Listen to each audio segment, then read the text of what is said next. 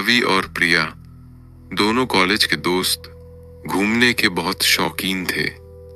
इस बार उन्होंने तय किया कि वे एक अज्ञात पहाड़ी गांव कर्ण गांव घूमने जाएंगे, जिसके बारे में बहुत कम लोग जानते थे। वे दोनों बाइक से सफर पर निकले। रास्ता बहुत खूबसूरत था।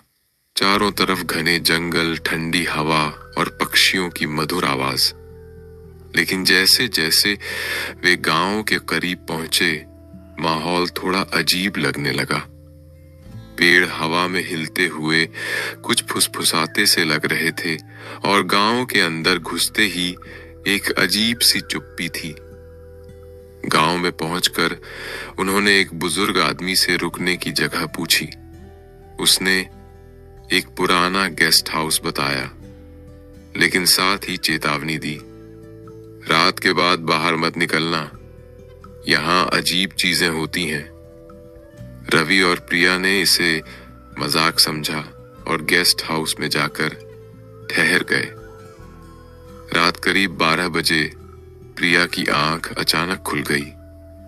उसे ऐसा लगा कि कोई खिड़की के पास खड़ा है। उसने रवि को जगाया। दोनों ने मिलकर देखा, लेकिन बाहर कोई नहीं था। पर तभी कमरे का दरवाजा खटखट करने की आवाज आई। रवि ने धीरे से दरवाजा खोला, लेकिन वहां कोई नहीं था। उन्होंने सोचा कि हवा होगी और वापस सो गए। लेकिन कुछ देर बाद दरवाजे पर फिर से जोरदार दस्तक हुई। इस बार रवि ने तेजी से दरवाजा खोला। सामने कोई भी नहीं था, लेकिन बाहर गीली जमीन पर किसी के नंगे पैरों के गहरे निशान थे, जो गेस्ट हाउस के पुराने कुएं की तरफ जा रहे थे।